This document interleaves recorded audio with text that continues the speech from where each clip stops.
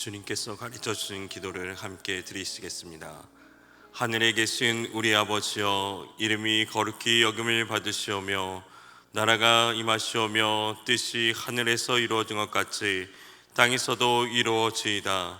오늘 우리에게 일용할 양식을 주시옵고 우리가 우리에게 죄 지은 자를 사하여 준 것 같이 우리 죄를 사하여 주시옵고 우리를 시험에 들게 하지 마시옵고 다만 악에서 구하시옵소서.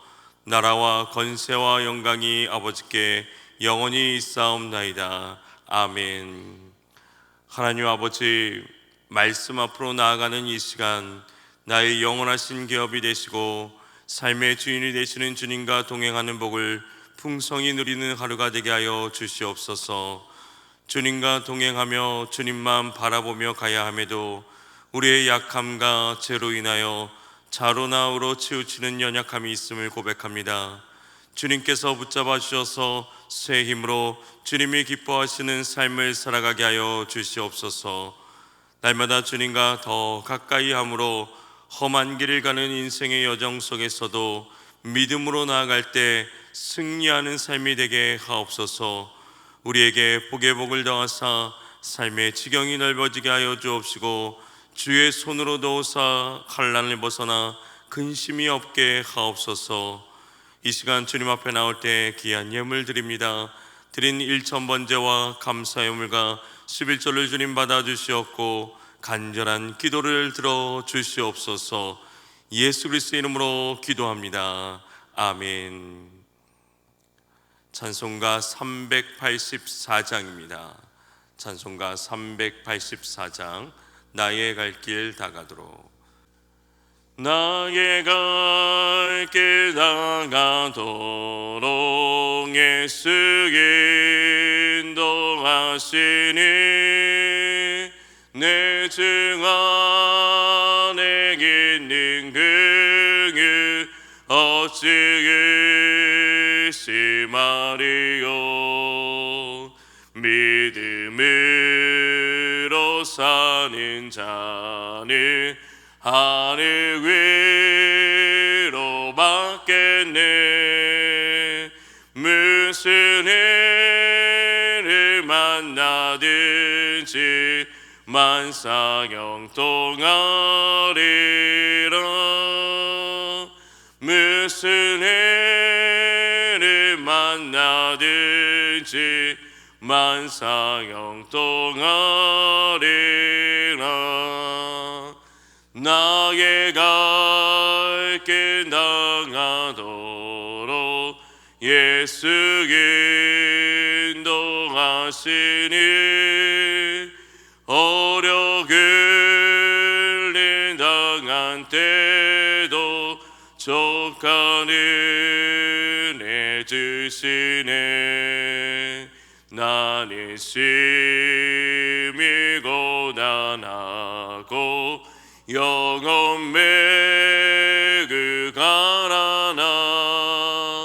나의 앞에 반석에서 샘물 나게 하시네.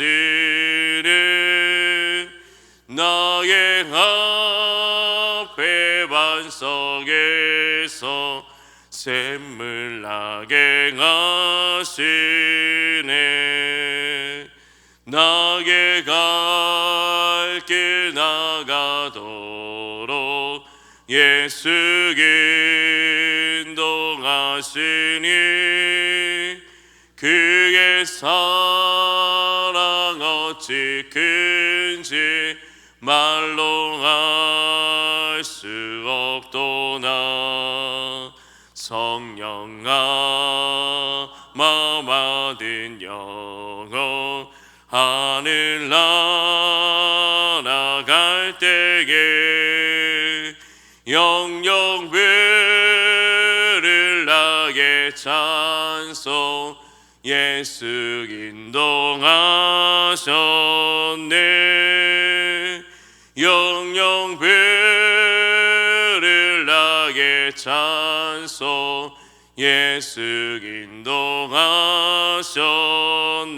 2절입니다. 나게 갈 길 나가도록 예수 인도하시니 어려운 일 당한 때도 족한 은혜 주시네. 나는 심히 고단하고 영혼 매그 가난하 나의 앞에 반석에서 샘물 나게 하시네. 나의 앞에 반석에서 샘물 나게 하시네. 나게 갈 길 나가도록 예수 인도하시니 그의 사랑 어찌 큰지 말로 알 수 없도다. 성령 감화 받은 영혼 하늘 날아갈 때에 영영 부를 나게 찬송 예수 인도하셨네. 영영 부를 나게 찬송 예수 인도하셨네.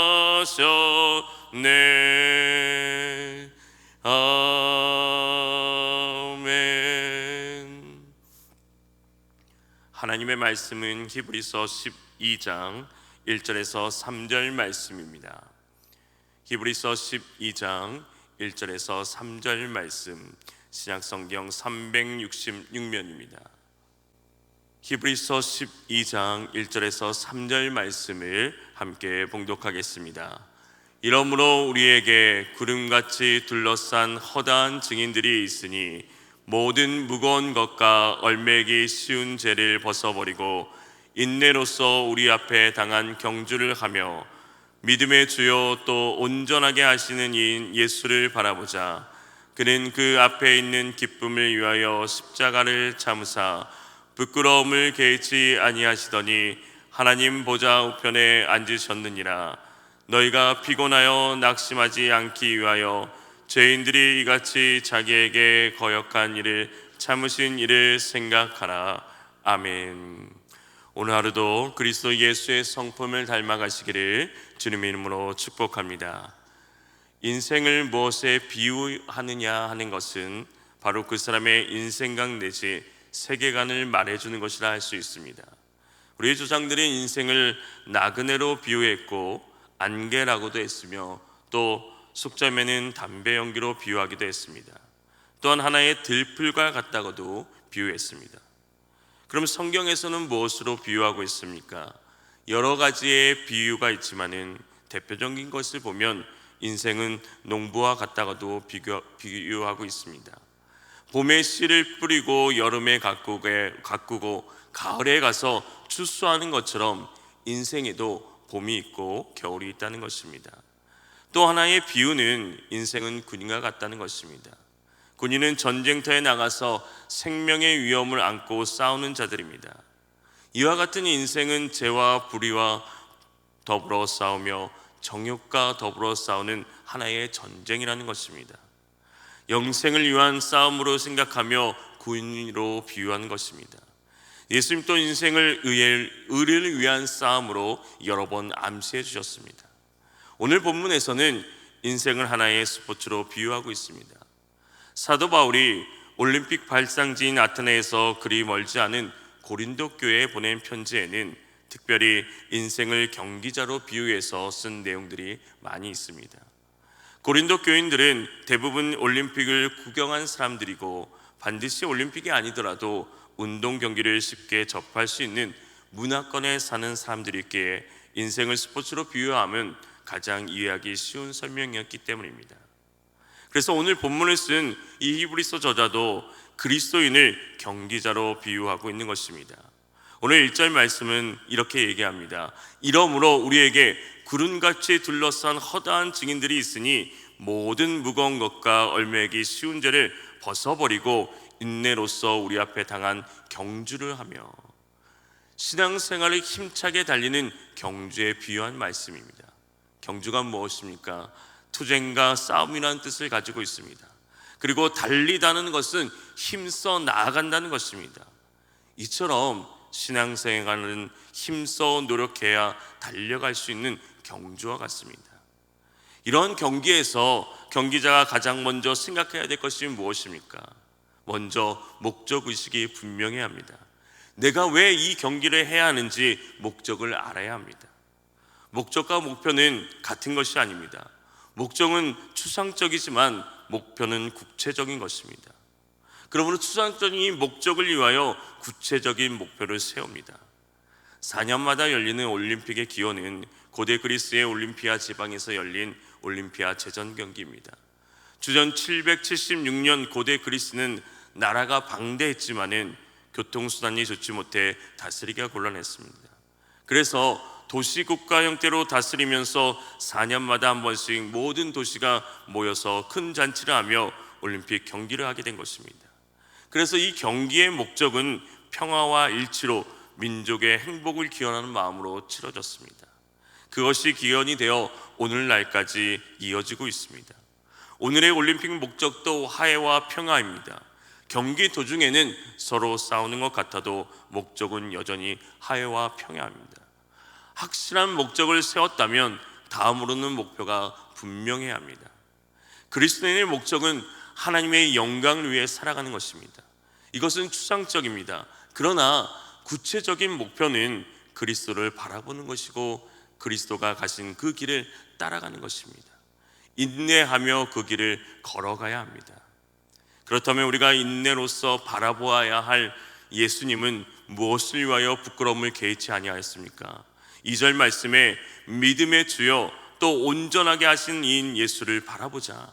그는 그 앞에 있는 기쁨을 위하여 십자가를 참으사 부끄러움을 개의치 아니하시더니 하나님 보좌 우편에 앉으셨느니라 라고 말씀합니다. 개의하다는 것은 말을 그 어떤 일 따위를 마음에 두고 생각하거나 신경을 쓰는 것을 말합니다. 예수님께서는 개의치 아니하셨다고 말씀합니다. 그가 자기 앞에 놓여 있는 그 기쁨을 내다보면서 부끄러움을 마음에 두지 않으시고 십자가를 참으셨습니다. 십자가 위에서 원하시기만 하셨다면 아무 일도 없었던 것처럼 내려오시는 것도 가능하셨습니다. 하지만 예수님은 고통스러운 십자가를 끝까지 참아내심으로 우리의 구원을 이루셨습니다. 십자가상에서 겪는 부끄러움과 야유와 조롱을 무시해버리셨습니다. 인내의 모범이 되셨습니다. 예수님께서 그 지옥을 개의치 않을 수 있었던 이유는 그가 지신 십자가가 하나님의 뜻을 이루는 일이었고 자기 백성의 구원을 이루기 위한 유일한 길이었으며 그 고통과 지옥을 참아내면 즐거움이 찾아오리라는 것을 내다보셨기 때문입니다. 예수님은 십자가의 부끄러움 또 하나님이 주시는 기쁨, 즉 자신이 누리게 될 하나님의 보좌 우편에 앉은 것과 제 아래에 있는 자들이 구원 얻는 것을 보시는 데서 오는 기쁨을 위하여 십자가를 참으셨습니다. 인내하셨습니다. 그분은 인간의 구원과 하나님의 영광으로서 승기라는 궁극적인 즐거움을 실현하고자 십자가를 묵묵히 받아들이셨습니다. 십자가의 죽음은 모든 것의 끝이 아니었습니다. 죽은 지 사흘 만에 다시 살아나셔서 모든 비난과 오명을 불식시키시고 하나님의 뜻을 완성하신 자에게 마땅히 주어지는 영광을 회복하셨습니다. 주님이 다시 오는 그날이 우리의 신앙의 경주의 결승점이면 알면 어떠한 시련과 시험 속에서도 뒤로 물러나지 않고 믿음의 경주를 이어갈 수 있습니다. 이처럼 신앙의 경주에는 반전이 있습니다. 세상에는 부끄러운 십자가를 참으시고 구원을 완성시키신 예수님을 하늘에서는 하나님의 보좌 우편에 앉아 계신 것처럼 십자가 뒤에는 영광이 있습니다. 성경은 땅에서는 영광을 누렸으나 하늘에서는 고통을 당하는 부자와 세상에서는 고통 가운데 살았으나 하늘에서는 아브라함의 품에 안겨 안식을 누리는 나사로의 이야기는 신앙의 경주의 반전을 보여줍니다. 스데반 역시 돌에 맞아 순교하는 그 순간에 하늘이 열리고 인자가 하나님의 보좌 우편에 서신 것을 보았습니다. 예수님은 인자로서 고난의 길을 가셨으나 결국은 하나님의 보좌 우편에 계시며 하늘의 영광을 누리십니다. 이것이 스데반의 소망이고 우리의 소망인 것입니다. 예수님은 자기를 낮추시고 죽기까지 복종하시며 십자가를 지셨습니다. 그런데 하나님은 그를 지극히 높여 모든 이름 위에 뛰어난 이름을 주시고 모든 사람들로 하여금 그 앞에 무릎을 꿇게 하셨습니다. 이제 우리가 앞에 있는 기쁨, 하나님의 보좌 오른편을 바라보며 부끄러움을 개의치 않으신 예수님을 생각해야 될 이유가 무엇입니까? 오늘 3절 말씀에 자기에 대한 죄인들의 이러한 반항을 참아내신 분을 생각하십시오. 그리하면 여러분은 낙심하여 지치는 일이 없을 것입니다. 열심히 사력을 다해 달리던 선수들이 결승점을 들어오기 전에 숨이 차서 바닥에 드러나오면서 경기를 포기하는 장면을 종종 보게 됩니다. 신앙의 경주자들도 이와 같이 지쳐서 기진맥진하게 되는 이유는, 그 원인은 낙심하기 때문입니다. 낙심하다는 것은 풀어지다, 지치다, 약해지다는 것입니다. 신앙의 경주에 임한 그리스도의 마음에 힘을 잃거나 느슨하여져서 신앙의 위기를 직면할 때가 있습니다. 그래서 지금 달려가고 있는 그 일을 중단하고 싶을 때가 생깁니다. 바로 그때 참아내고 인내하신 예수님을 생각하라고 말씀합니다. 시험과 핍박에 직면하여 동요하고 벗어나고자 하는 마음이 생길 때 우리는 대적자들에게 거역당하며 십자가에 내몰리고도 그것을 극복하며 승리하신 예수님을 깊이 생각하고 바라보아야 합니다. 신앙에는 언제든지 해이가 찾아올 수 있습니다. 이를 극복하기 위해서 예수님을 깊이 생각하며 그분의 뜻을 이해하도록 노력해야 됩니다. 그분이 보여주신 본을 기억해야 됩니다. 우리를 피곤하고 낙심하게 하는 일들은 세상에 많습니다. 그래서 오늘 우리 자신이 믿어야 할 것은 무엇입니까? 주님께서 우리보다 먼저 그 길을 가셨습니다. 주님은 고난을 참으셨고 끝까지 인내하셨습니다. 부끄러움을 개의치 않으셨습니다. 그리고 드디어 저 부활의 영광을 누리셨습니다. 우리는 그 십자가를 알고 그 부활의 영광을 알고 있습니다. 그러므로 먼저 가신 그리스도를 생각하며 내가 지는 이 작은 십자가는 문제가 될 것이 없습니다. 그의 부활의 능력을 보았기에 내가 지는 십자가의 마지막 때도 보장되어 있습니다. 이제 두려워할 것이 없습니다. 먼저 가신 그 주님만 바라보며 믿으며 따라가기만 하면 되기 때문입니다. 여러분과 저의 신앙의 경주는 이미 출발되었습니다. 목표를 바로 세우고 잘 출발되었습니까? 그리고 오늘까지 정코스로 바로 달려왔다고 생각하십니까? 아니면 너무 자주 옆길로 빠지지는 않았는지 살펴보시기 바랍니다. 또한 이 경기에 장애되는 요소들을 어느 정도 가감하게 끊어버려야 됩니다. 사도 바울은 내가 선한 싸움을 싸우고 나의 달려갈 길을 마치고 믿음을 지켰으니 이제후로는 나를 위하여 의의 면류관이 예비되었으므로 주 곧 의로우신 재판장이 그날에 내게 주실 것이니 내게만이 아니라 라고 말합니다. 그는 인생의 종반전에 이르렀을 때 결승점에 서 계신 그리스도를 보았습니다. 생명의 면류관을 들고 서 계시는 주님을 보았단 말입니다. 그래서 그는 로마의 감옥에서도 순교하며 나아갈 수 있었습니다. 사랑하는 성도 여러분, 오늘 우리의 삶이 지치고 포기하고 싶다 할지라도 주님께서 보여주신 그 본을 기억하면서 주님을 바라보며 마지막 때에 주님과 함께하는 영광스러운 은혜가 있기를 주님의 이름으로 축원합니다. 하나님 아버지, 오늘 또 살아 역사하셔서 우리와 함께 하시는 그 주님을 바라보며 나아가게 하시니 감사를 드립니다. 인생의 경주에서 지치고 낙심되고 포기하고 싶을 때 우리를 위하여 십자가를 지시면서 어떠한 부끄러움도 개의치 않으셨던 그 주님을 바라보게 하여 주시옵소서. 주님께서 보여주신 본을 기억하면서 맡겨주신 사명을 잘 감당하며 나아갈 때 이 땅에 다시 오실 주님과 영원한 안식을 누리며 살아가게 하여 주시옵소서. 주님, 오늘 또 주님만 바라보며 나가기 원합니다. 주님의 성품 끈기를 깨달아 알기를 원합니다. 주님이 주시는 능력으로 목표에 집중하는 삶을 살아가게 하여 주시옵소서. 이 시간 간절히 기도하며 부르짖으며 나갈 때 주님께서 들으시고 응답하시고 역사하여 주시옵소서. 살아 역사하시는 그 주님을 오늘 또 만나게 하여 주시옵소서. 주님, 이제 청년부 수련회가 마지막 날입니다. 주님, 사랑하는 젊은이들을 지키시고 복되게 인도하여 주시옵소서. 은혜를 더하여 주시옵소서. 예수님 이름으로 기도합니다. 아멘. 오늘 들은 말씀 우리가 기억하면서 오늘 우리가 포기하고 싶을 때 주님을 바라보게 하옵소서. 우리 교회가 인내하며 끝까지 복음 전도에 힘쓰게 하옵소서. 이 땅이 나아가야 할 그 목표에 집중하게 하옵소서. 또 오늘까지 이제 수련회를 마치고 오는 젊은이들 돌아오는 그 발걸음까지도 주님 지켜주시옵소서. 주님의 이름을 간절히 부르며 기도하며 나아갑니다. 주여!